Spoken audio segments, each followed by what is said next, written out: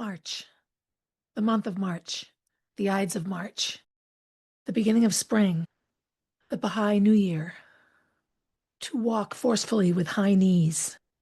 March, the last name of a group of sisters in Little Women, one of my favorite books as a child.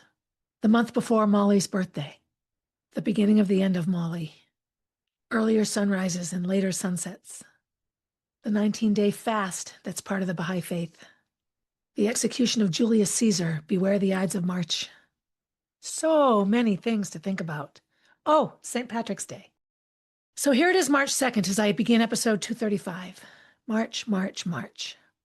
As a child, it was one of my favorite months because it meant winter was over and spring was coming, and you could smell it in the air sometimes. And sure, there'd be snow and blizzards and cold weather, but there would also be prolonged thaws and the mud would come back. You really did feel by the end of the month that you were heading into spring. Now, growing up, daylight savings was not until April. It starts in March now, which is fine with me. So as I begin episode 235, I have my head in a lot of different places. March 1st, which was yesterday, was Gracie's 1-month anniversary in France. She is doing really well, super homesick a lot of the time, which of course is quite normal. When she's busy and working, she's fine. But when she gets out of work, what she wants is to come home and see mom and dad and Jack and her friends. And then she wants to go back to work in Paris. So until she establishes some, more significant friendships and a more predictable schedule and a bigger social life, she'll be homesick. But that's okay. She's doing a number of things. And actually, I'm going to stop talking about her because we're recording a podcast episode together tomorrow, March 3rd, which you'll hear sometime after this one. Anyway, so March, here we are again in March. One of the things I have a hard time with in my life, one of my duplicitous qualities, is that I am very much a keeper of time. Make lists, I compare, I keep running logs and workout logs. When I coached cross country, my first husband, Eric, would look at me when I had my notebooks and he'd go, "You spend hours looking at all those numbers." And the only numbers I really ever understood in life were times, running times and interval times and all that sort of thing. So this March coincides now, as every March does, with the CrossFit Open. It's another big thing of March, end of February, March. Once a week for 3 weeks, there are workouts that every CrossFit gym worldwide participates in. You can pay money and sign up for the official CrossFit Open, which I always do because I like to compare my results on the scoreboard. See, there it is. I want to look at the leaderboard. I look at all manner of things, my placing, how I feel I did in the workouts, all those sorts of things. As I enter this March, I am over 150 pounds. And if I were just being ridiculously slothful, it would make sense to me. But a part of me doesn't understand how I can weigh so much. Now, I mean no insult by saying that for me, 153 pounds is overweight. It is for me. I have teeny ankles and teeny knees, and I don't like weighing this much. I'm not comfortable. Nothing fits me. I just don't feel good about myself. And my knees and ankles hurt all the time because I'm carrying around all this voluptuous barb above the knees. So I enter this March feeling a bit defeated. Shall I redo a challenge? Shall I reset the same goals? Shall I do the same thing over and over again until I get a different outcome? Wait, no. That's the definition of insanity. I've talked about that. In the effort of knowing that some of my greatest accomplishments and greatest things I've done as a coach and a teacher are not original. For every year I've coached a cross-country team, I've done a cross-country tribune, a newsletter after every race, where I give every runner on the team 3 or 4 lines about their efforts or something that stood out for me.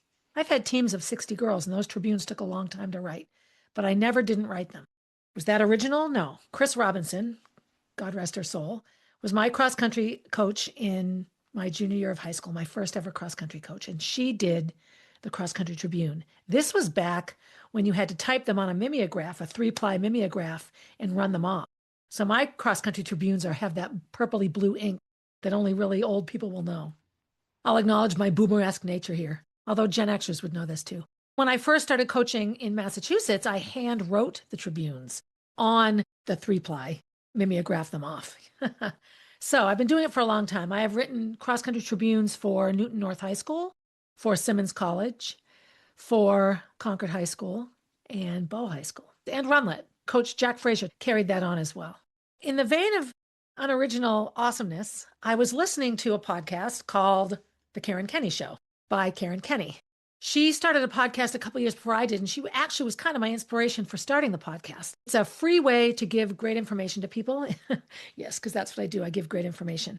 No, it's just a free way to share experience, strength, and hope, trials and tribulations, all the 1,000 tiny steps of your journey. It's just a great way to share and hopefully help other people. So I listened to an episode recently that she did, and in it was about this 5-chapter autobiography that is sort of written as a poem that really stood out to me. And she presented it in a very, very typical for her, typical not being bad, but she's a spiritual mentor.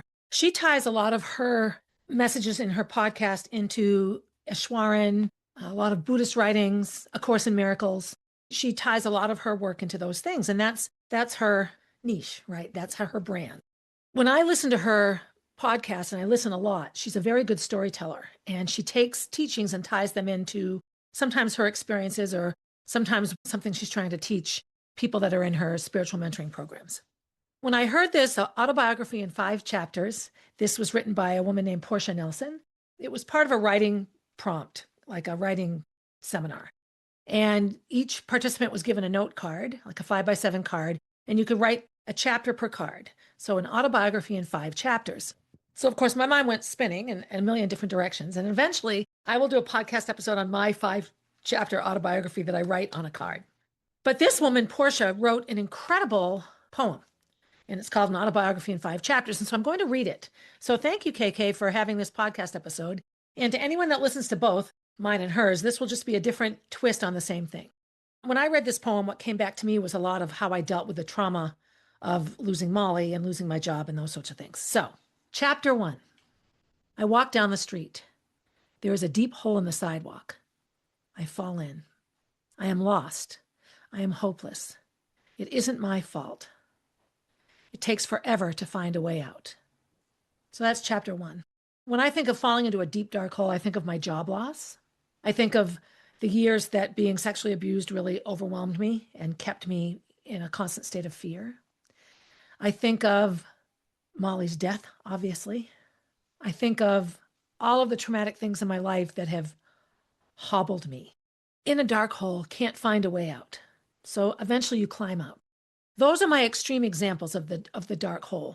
Lots and lots of things in life can be the equation of the dark hole. An unhealthy mindset, alcohol addiction, drug addiction, any sort of emotional or mental disorder that sort of rules your life.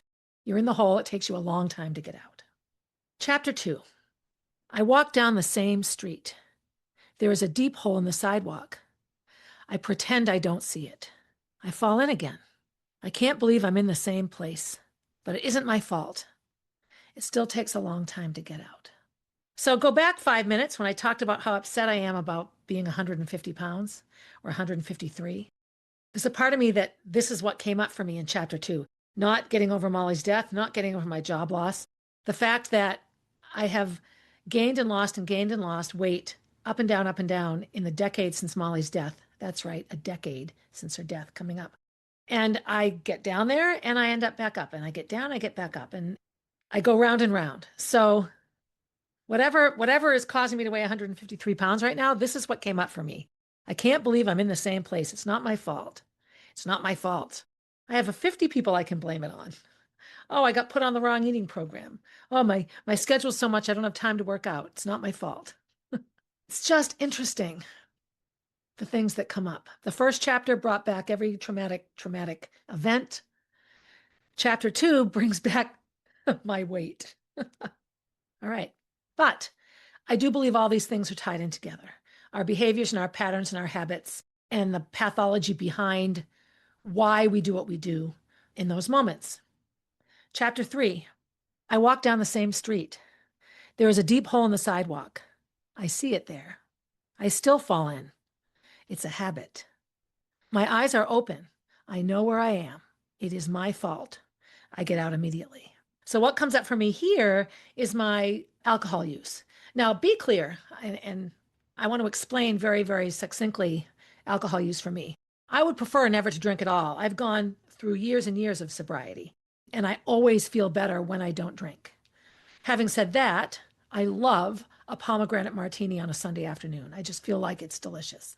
My living situation is such that I am with a very, very addictive, functionally behaving alcoholic. Kenny has been a daily drinker his whole life. He never doesn't drink. He doesn't want to not drink. He works very hard to control the drinking, but it always has a bit of a lasso on him. I live here. I could do a geographical cure and move out and not live where there's alcohol every night, which of course is illogical. I have my mom here and Jack. So I have to figure out how to not fall in the hole, right? I have to navigate this change. What came up for me with my eyes wide open is the habit. My habit is I fall back into the things I know will slow me down in the gym, will put weight on my body, will contribute to not being healthy, and a negative self-image. I know this. So for me, chapter 3 is my addictive behaviors. Now, if I'm going to drink, I buy exactly what I'm going to drink beforehand. So if I want 2 drinks, I'll buy 3 shooters. So each drink is 1.5 shooters. So maybe technically that's 3 servings of alcohol. That's what I would buy. And when it's gone, it's gone. Because I know that if I bought 10 shooters, after the 3, I would want more and I would drink more. That's my addictive nature. So my proactive behavior is to buy only the number of shooters I'm going to drink. 2 ways to look at this, right? I'm jumping into the hole with knowledge. I'm not just blindly going in and blaming the world. However, I'm still jumping into the hole. I'm still navigating a tricky relationship with alcohol. So chapter 1 for me, the deep dark hole, panic, that's my job loss, Molly's death, Roy, my marriage, being abused, all of the traumatic things that happen. Chapter 2 was, oh my God, I can't believe I'm in the same place. I'm still fat. I'm fat again. I'm over 150 pounds. Oh no. And I use the term fat as a self-descriptor. Again, I know we live in an age where every word hurts every person. It's just how I feel. Chapter 3, it's a habit. So now I look at all the things that make me 150. I have to own these things. And the biggest habit for me is alcohol because I eat well. I don't eat too much. I exercise really regularly. It's the alcohol. I know this. All right. What does chapter 4 say? I walk down the same street. There is a deep hole in the sidewalk. I walk around it. Probably this is where I am right now because it's March 2nd. So today is the first day of the Bahai fast. It's a 19-day fast where Baha'is only eat before sunrise and after sunset. So you go without food or water or anything for the daylight hours. In my 44 years as a Baha'i, I have probably completed the fast 15 or 16 times. When you're pregnant or nursing, you don't have to complete the fast. When you're having your period, you don't have to fast on the days that you're having your period. It's a physical deprivation to practice spiritual strength. So by denying yourself food during the day, you seek to replace those desires with prayers, acts of service. You stay busy so that what you're doing is you're relying on something other than food to nourish yourself. It's every major religion has a fast. In Christianity, it's Lent. In the Muslim faith, it's Ramadan. I know one of the Jewish holidays is a 24-hour fast. I apologize for not remembering off the top of my head. So this isn't something that's unique to the Baha'i faith, but it happens every year in March, from March 2nd to March 20th. In terms of my walking down the street and going around the hole, I feel like this is where I get oftentimes on the first of the month or on the beginning of a challenge when I did the 75 hard, when I hired the Get Better girl and followed a very strict diet for 6 weeks to see if I had changes, physical changes, which I did. There's the hole. And there's something about the hole that I'm still attached to because I go around it, I look at it, I maintain my relationship with it, right? So I feel like sort of right now, this is where I am. I'm at chapter 4. However, I don't want to be here because ultimately going down the street with the hole increases the chances that you'll either jump in or feign you don't see it and fall in. So anyway, chapter 5, I walk down another street. Now, my doubting Thomas first thought is, well, maybe the hole in that street's bigger, right? However, that's not the point right here. The point is, rather than maintain a relationship with the hole, whatever that is, I walk down a different street. So in my March 2026, where am I at mode, I have a lot of other streets to walk down. I've gone around and around about where to go with the podcast. What do I do? How do I not keep spending money on things I'm not earning money from, or how do I redefine ways to earn money so that I can just have fun with the podcast, right? I have redefined what do I want to be doing to earn money. I coach CrossFit, which I love. What I love most about coaching CrossFit is the people and the interaction and coaching. I like coaching. So I start to think about other ways I can coach that might be more lucrative, financially lucrative. I also think of ways to get back into the running world, which I really truly miss a lot. And would it be as a coach? Would I find a high school team to coach? Or would that be walking down the same street again, right? Maybe my coaching needs to be more one-on-one. Maybe my coaching needs to be physical movement for trauma. There's a million different ways I can be a coach. That's a different road. And I'm seeking these things. I have a good friend that has a race management company, timing and announcing and all of these really fun selfie stations where you walk up with your number and it puts up your picture and your results and everything from the race. And he travels to a lot of big races. He does amazing work. I've worked with him before, so I thought, what, maybe I'll, try to do more of that. It's, a concentrated amount of work in one day. It's with a wide range of people, so I'd be putting myself out there more. I've also thought of road race announcing. I love public speaking and being in front of people and talking and interacting with the masses. And road race announcing would be a wonderful thing. Two other things that have come up for me as ways to make money for the Molly B Foundation are the golf tournament and track camp, which I did last year. But I also took over the Angels Run, which is a road race that this year I won't connect it to the Molly B Foundation, but it was started in honor of a woman who lost her child. So it's called the Angels Run for our angels in heaven. So I feel like that's a great sort of segue into having a road race that represents Molly. And then I'm doing a theater camp, a musical theater camp, which I have like 20 people signed up for already. I've walked down a different road with the Molly B Foundation, and I feel empowered by that. Another road walk down I did with Molly B is the gala. It was a fundraising gala. That's just going to be a thank you, like an award ceremony and a recognition for what the foundation's done, sort of like a gift to the community. So I won't ticket that event anymore. But I will invite all the Molly B award winners to it, and people can get to know one another and see some performances. So these are ways I've walked down another street with the foundation. But what about good old Barb? How do I walk down another street with me? What is the street? I don't know. I'll tell you right now. I do not know. But it's March. March, March, March. And I made a list of things in March that make March a very big month for me. I took a Shakespeare class in high school. We read Julius Caesar, and there's a famous line in Julius Caesar, beware the Ides of March. So what is an Ides, you ask? Well, the Roman calendar divided the month up into different portions, and Ides, the word Ides is usually the first full moon of the month, and it usually happens in the middle of the month. So there's a list of our Gregorian calendar, and the Ides of the month either fall on the 13th or the 15th. And normally that was a time of celebration. But in the play Julius Caesar, he's warned to beware the Ides of March. It's the month of March, beware the Ides, which means pay attention to March 15th, because in the month of March, the Ides fall on the 15th. He doesn't take any precautions, and he continues on his journey, and he's assassinated, he's murdered on March 15th. So beware the Ides of March has now become synonymous with be on the lookout, and doom could be coming. So that sits well with me now in my post-Molly's death life, because we're marching into April. That's how I feel right now. We're marching into the really vivid, most traumatic lasts of Molly's life, because we were getting so close to her death, and my life was spiraling out of control at that time.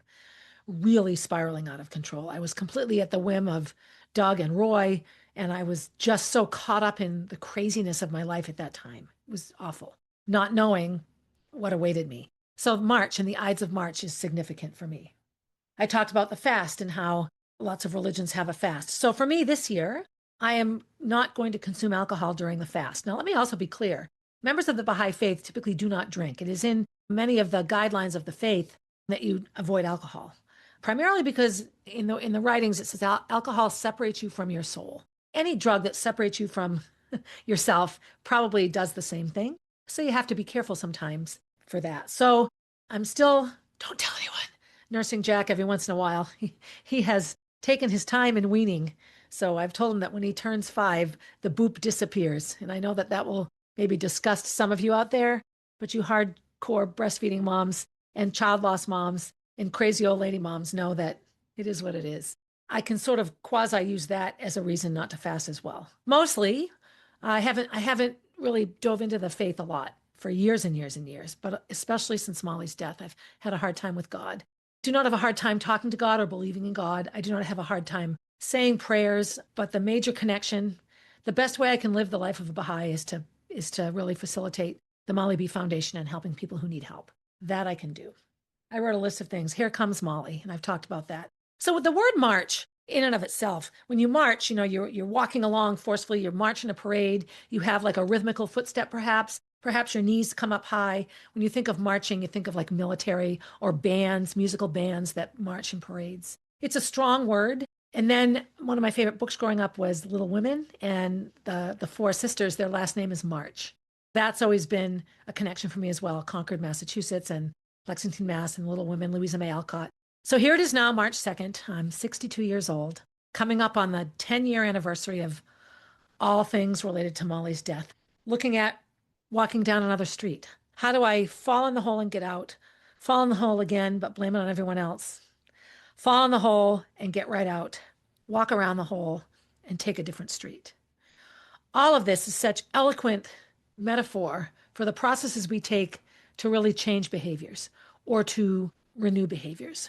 In the whole of this poem, what came to me the most was a lot of my therapy after losing Molly. All of the things that March represents, all of the memories that come back with Molly's death, all of the memories that come back from my childhood, all of the things that March can mean, spring and the Bahai New Year and longer days and daylight savings and the snow melting, and then April coming and dead Molly and happy birthday Gracie, and then May and all of it, right? All of it. Year after year after year, it's going to come back. In my trauma therapy, my therapist told me to drive out of the driveway a different way from now on. So, you back out of your house and you go the same way. So what does my directionality out of my driveway have to do with anything? Well, it's just you're instituting a change. You're instituting a change in a subconscious, do it without thinking habit of your day, how you drive out of the driveway. You could do a million things. You could get up on the other side of the bed. You could go down the front stairs instead of the back stairs when you get up in the morning. You could have something different for lunch. There's a million things that you can change, little small things that you change, that basically changes a thought process in your brain. A neurological pathway becomes altered. Neuroplasticity, there's those buzzwords. So when I look at this poem, I see trauma therapy. I see taking a situation, being afraid of it, being drawn into it, recognizing it and attempting to get out of it, avoiding it, recreating a path where you don't see it at all. It can be trauma. It can be alcohol. It can be exercise. It can be picking up clutter. It can be spiritual practices. It can be relationships. It can be anything. I don't know. I love this poem. And that's sort of what it meant for me. As I head into this March, I'll be talking about a lot of different things, but mostly I'll be talking to Gracie and trying to make sense of this, try to put this poem into action. So March 2nd, 2026, I'm going to find a different street to walk down.